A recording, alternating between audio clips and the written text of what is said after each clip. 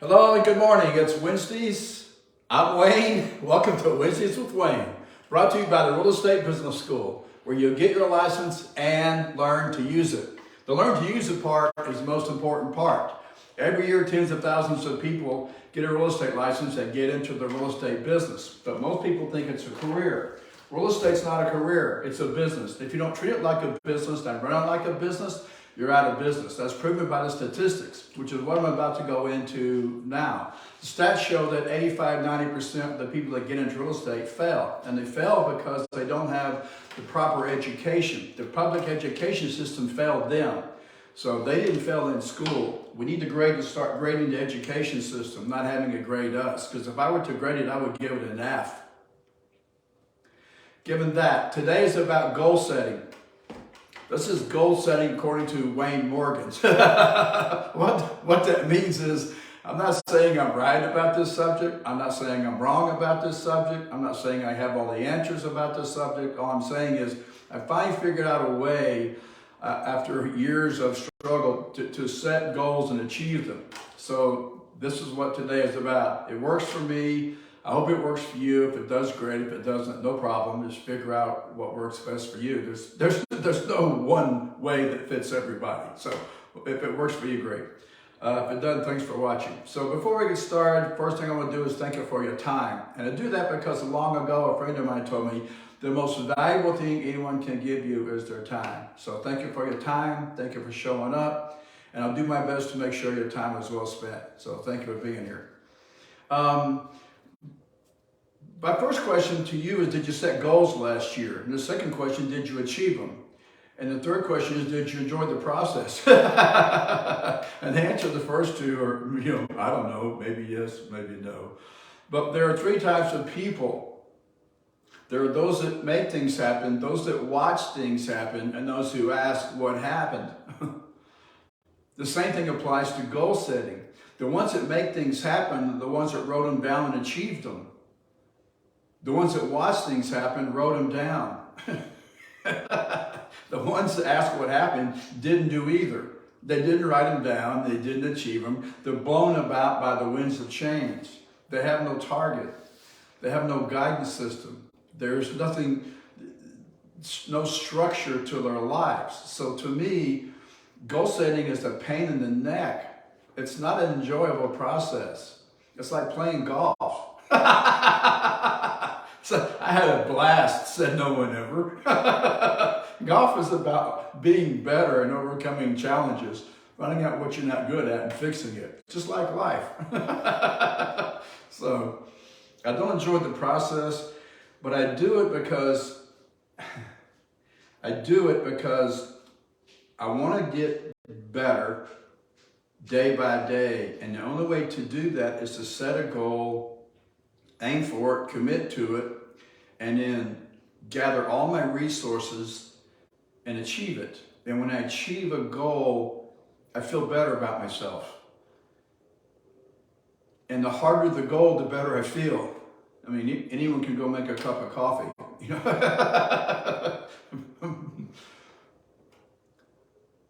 So I'll start with that. And then it's a big subject, so I'm going to cover it in two parts. How many of you ever had this experience? How many of you have set a goal and then it was really hard and you achieved it and then you felt kind of let down shortly thereafter? You had that happen? Well, if you did, I'll explain why that happens, why you feel that way in part 2 next week. So if you've got something out today, it answered itself. Sorry, I was talking to somebody. Apologies. They said, I think I have the wrong Wayne. So I said, then hang up. What else do you say? Sorry, I thought I had my notifications turned off. I'll fix that next time. See, I'm always learning something. So if you understand the power of the goal is you control your outcome. I've been called a control freak more than once, and I am, because I want to control my outcomes. I don't want to be blown about by the winds of change and get up and have someone way around so someone tells me what to do. I just want to self-actualize. I have a goal, I have a plan, I get up, I want to achieve it. So if you like that, then this is how I do that. So we'll start with this. How many have heard you got to have a why? We'll start with this one. Okay, thank you. I don't believe that's true. That's not true for me. When I ask people, and you can do this yourself, do this today. Go ask people that are close to you that you know, why do you do X? Why'd you get into real estate? Why do you invest in real estate? Why do you do property management? Why do you work buyers? Why do you go on listing presentations? Why do you drive that car? Why do you wear those clothes? Why do you just ask them why they do things? What they'll tell you is what they want. So the question to me is why? The question is, what do you want? So to me, the universe is always asking, what do you want? And the clearer I get on it, the faster it happens. See, clarity is the key. So if you take someone who's got this thing called undying, undaunted, totally unavoidable persistence that just won't give in, and you give them some clarity and give them a target, they're going to get there most of the time. So to me, it's not about why, it's about what do you want. So what do I want? What I want is to be more fit. What I want physically fit. I want to be more financially fit. I want to be more emotionally fit. I want to be more spiritually fit. And I want to be more mentally fit. So I'm working on 5 areas: mental, physical, financial, emotional, and spiritual. So my goals measure my evolution, because we're constantly evolving. So did you evolve last year, or did you devolve? Did your stats go up? Did your stats go down? Are you buying into this COVID makes everything harder nonsense, or are you just taking advantage of this opportunity, this mindset? Have you noticed that productivity's gone down? You notice people are getting more apathetic, more lackadaisical? So to me, there's more opportunity than ever before. As I said to this guy last week, he was complaining, whinging, bitching, whining about something. I said, let me explain to you. Let me explain something to you. From my point of view, if you can't get rich here, don't leave. It doesn't get any easier than this. So the reason I set goals is to give me a target. It gives me some structure. It gives me a series of steps of things to do. So it helps get me there. So to me, the goals need to be clear, specific, and measurable. So when we talk about measuring goals, it's like this. There's an old saying, you can't manage what you don't measure. So you got to measure it. And so what happens when this goes up? You've probably seen me do this before. When motion goes up, what comes down?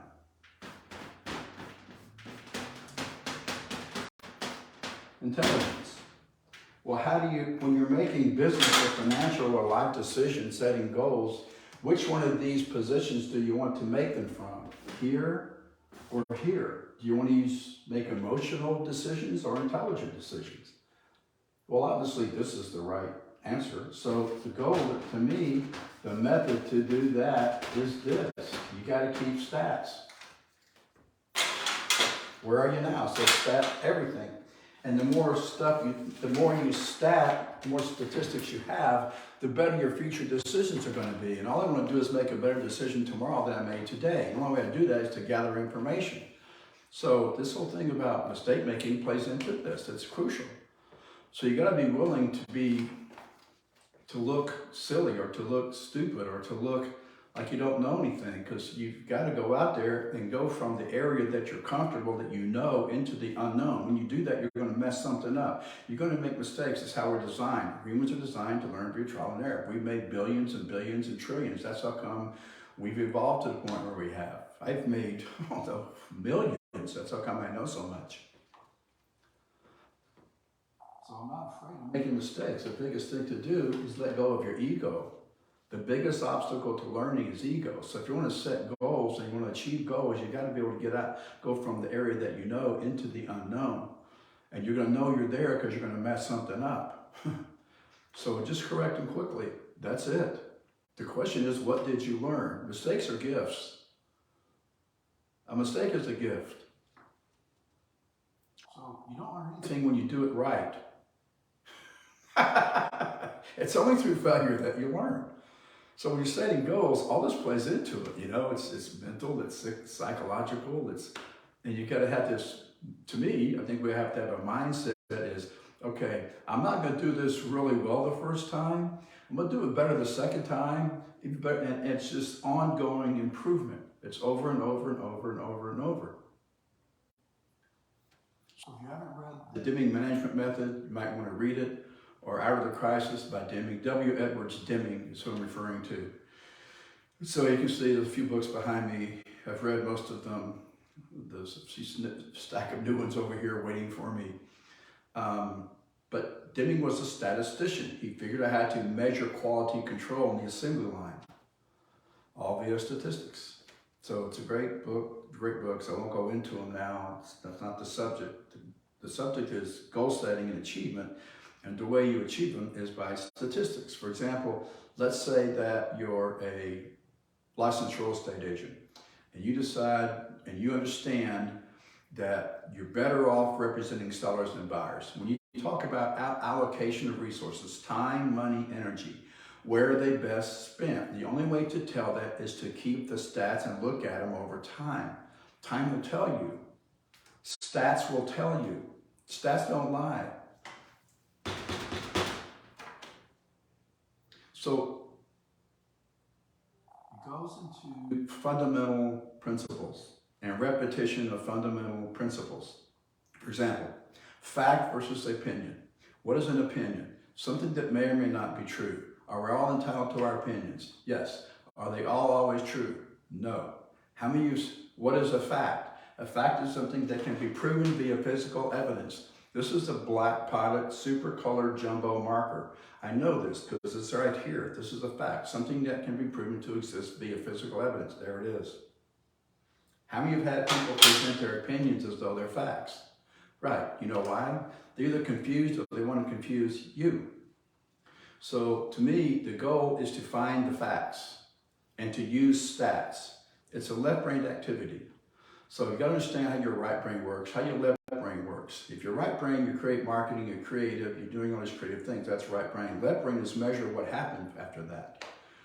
What was the result? If you want to control your outcome, you got to control your actions. So to me, it's what is the best thing to do moment by moment? What's going to give me the best bang for the buck? So how do I take time, money, energy, and allocate it in a way that gives me the biggest return? If I'm a real estate agent and I'm licensed and my goal, the way I create income is transactions, then I've got to do as many as possible. Well, where are you better off? Sticking a buyer in your car or going on listing presentations? Well, let me ask you a question. How many buyers can you represent at once? One. How many sellers can you represent at once? It depends. It depends on how many Deming books you read and how you applied what you learned in those books, which is systems. 94% of the failures in business are systems failures. So systems are run, the people don't run the business, the people run the systems. Systems run the business. You've got to have a business full of systems. And then you run the system. Okay, this is why a team is so important. So when you look at listing agents, just look at your stats. Look at buyer's agent, look at your stats. So let's go through a transaction and let's look at it statistically. And let's let the stats decide. So first thing you want to do is write, I am worth $blank per hour. And assign yourself a dollar value per hour. And then watch how you spend your time. And if you find yourself saying, I don't have time, or you say, I can't afford it, it costs too much, it's too expensive, don't say that stuff to yourself. That's financially debilitating. Remove those words from your vocabulary. That's how poor people talk to each other. That's why they're poor. That's why they're going to stay poor. Stop saying it costs too much, I can't afford it, it's too expensive. Don't say that stuff. Instead, just ask yourself the two questions. What if I could do that? How would I do it? And so if you're looking at the comparison statistically of whether you should be a listing agent or a buyer's agent, it's very easy to do. Just look at, give yourself a dollar value and look at how much time you spend on a listing presentation. Just go through the steps. What's the first thing you did? You generated the lead. You made the appointment. You went on a listing presentation. You listed it or you didn't. Say you listed it. How many days was it in the market, on the market? Then it sells. Then you go to this negotiation. Then it goes under contract. Then you have this option period. Then the buyer brings their inspector over. Then you got contract to closing. Then it closes. Look at all the time you spent on that whole process and stat everything. Put a statistic. Watch every hour. And then at the end, look at how many hours you spend on, multiply that times your hourly value, the value you assigned yourself, and multiply it times the hours, and you'll get a dollar figure. Compare that to your commission check.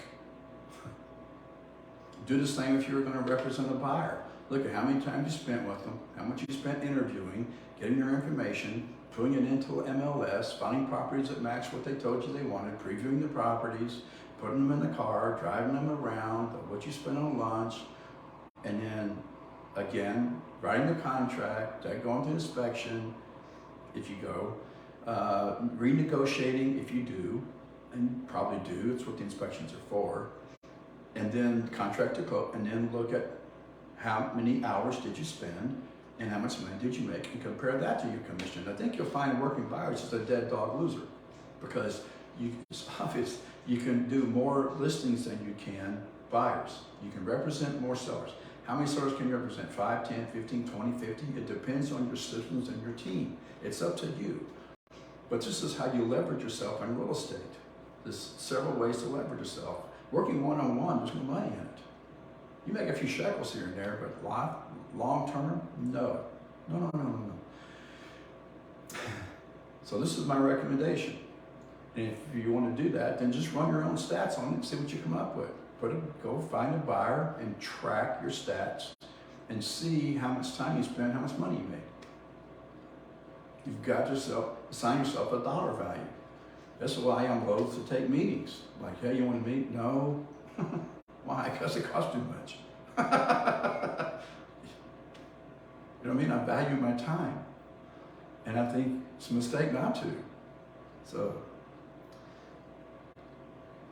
stay on everything. How many, let's say your lead gen say you want to go after for sale by owners, which I did, hundreds of them. This is my forte.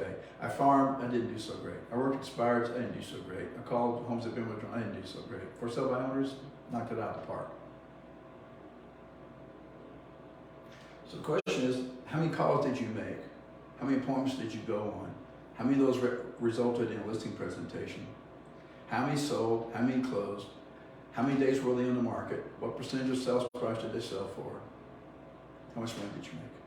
Just run your numbers and keep your stats, keep your stats, keep your stats, keep your stats. After a while, a pattern will appear. Okay? And that's how you make better decisions, all statistically driven. Okay, so they need to be clear, they need to be specific, they need to be measurable. That's what I mean by measurable. For example, if let's say your goal is to be happy, how do you measure happiness? I don't know, is it a quart, is it a pint, is it a pound, is it? Well, let's say your goal is to make $5,000 by noon. That's measurable. 9:20. Chop, chop. Andale. Get moving, bro. You got stuff to do. So that's the difference. So that's part of it. The other part is it's the difference between a goal and a purpose. For example, let's say your purpose is your mission. So this is why the difference to me is the difference between a why and a what. The what is the mission, the purpose. It's ongoing, it never ends. The mission, the purpose, it's ongoing. It never ends. For example, let's say your goal is to head east and see what you find. I just want to go east and see what's out there. It never ends. That's your purpose, is to go head east and see what's out there. Well, let's say you start in where we live, Austin, Texas. You start heading east. Well, next thing you know, you're driving to Houston, and then you get there, and then you get to Louisiana, and then you go to a few more states, and then you're out of land, and you cross the ocean, off you go. But if your goal on the first day is to get to Louisiana, then you drive and you made your goal. So the goal has a beginning and an end. And the purpose or the mission never ends. So you set up the goals, you set up your mission. So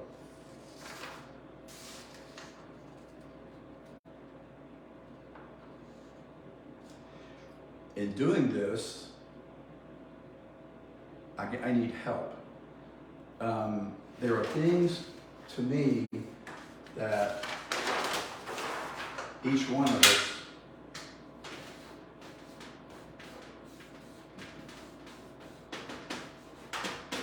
is excellent at.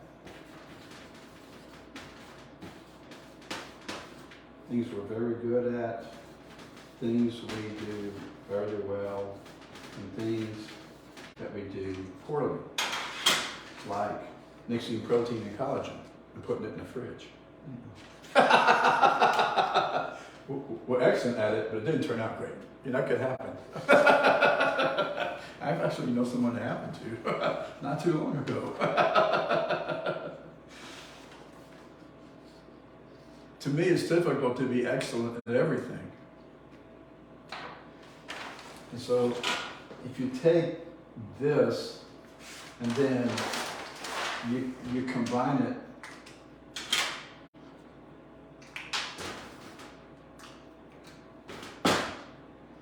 with this,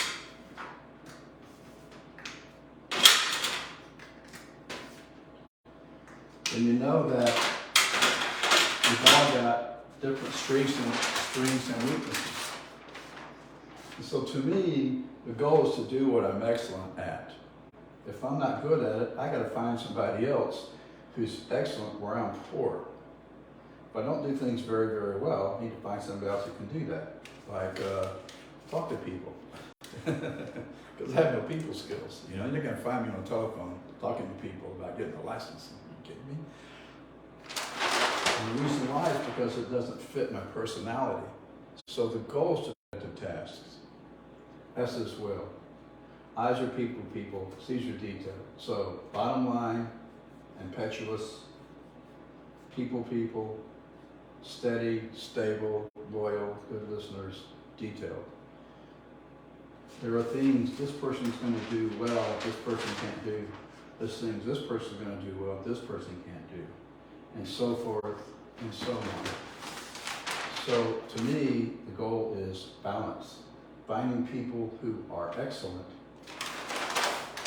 in all the different tasks in the organization. Because the organization is going to have implementers, it's going to have originators in it, it's going to have implementers in it, and it's going to have administrators in it. The administrator is not going to originate. An originator is not going to admin. So they'll originate. Your high D's, typically your I's are good originators. They'll have ideas, but you've got to have implementers. Without us, there's no work gets done. You've got to have these people in your organization. They're having ideas and telling people what to do. They're hanging out with all their friends. They're doing the work and they're doing compliance and watching details. So it's getting the right people on the bus and the right seats and the wrong people off the bus. It's a constant ongoing process to put this team together. If you understand, and to me, over the years, I've gotten clearer and clearer on this, is what is my strength? Because I don't serve the organization if I'm trying to do something down here that I'm no good at. I just hire somebody who's strong where I'm weak. So you understand DISC, you understand originators, implementers, administrators. Next thing you know, you're getting your goals achieved faster with less time, money, and energy. And so if you spend less time, money, and energy on each goal, it means you have more time, energy, and money left to to achieve more goals. So your capacity goes up, your productivity goes up. So to me, this is the goal, is put a team together, find out their strengths, get the right person in the right place, do the right thing at the right time. And instead of blaming the people or making them wrong, you just put them in the right slot and let them go. Okay, so how do you actually set goals? How do you actually go through the process of setting the goal? Here's my question for you. If you have all the time and all the money, I know we're taught we have to go earn a living, and we sell our body, mind, and spirit for a paycheck, and lots of people go to jobs they hate because they have to get a job and they have to earn a living. That's one thing I learned from Bucky Fuller. He said, you don't have to earn the right to be here. You're right here with the gift. Each of us are right here with the gift. You were born a genius and meant to be an incredible success. You're right here with the gift, something valuable to offer your fellow human beings. So are you using your gift, or do you sell your body, mind, and spirit for a paycheck? That's the question. So here's my question. If you didn't have to work for money anymore, you had plenty of it. You could buy anything you wanted. And if you had all the time in the world, what would you do with the rest of your life? If you had all the time and all the money, they were not an issue anymore, what would you do with the rest of your life? Your goal, and that becomes your mission. That becomes the purpose. And all the goals should support that. So I don't know if that helps or not, but when you start goal setting, that might keep you going. That's it. At the end of the day, remember, stat everything. If you put a statistic on it, you can manage it, you can measure it. At the end of the day, when it's all said and done, you're either going to have reasons all this didn't work, or you're going to have the results you want. You're going to have reasons or results, one or the other. That's it. That's goal setting, according to Wayne. I have a gift for you today.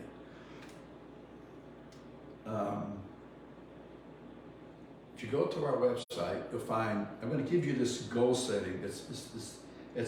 The gift for today for showing up, so thank you for being here. I'm going to give you a Trek approved 2-hour goal setting and achievement CE course. Great. Just our compliments.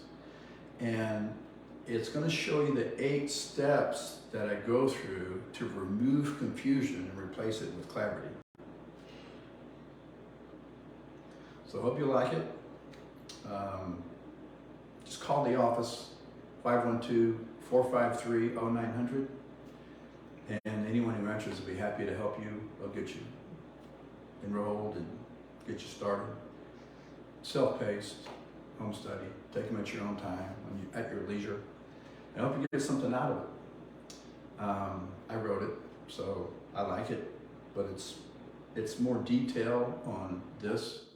There's actually a goal setting page in there. Shows you, how many, if you want to make X number of dollars this year in real estate, it tells you how many listings to go on, how many appointments in order to achieve your goal. So pretty handy. It'll show you how to clean up the space so you can focus. Multitasking is overrated. I see a lot of people on this phone, that phone, this app, that app, this laptop, that thing, this thing, that thing. Focus. Focus is the key. So thank you for showing up. I'll end the way I started. Thank you for your time. Today, Goal Setting According to Wayne was brought to you by the Real Estate Business School, where you get your license and learn to use it. This is the learn to use it part. This is the learn to use it part. This is the learn to use it part. Once you figure all this stuff out, you know how to use it.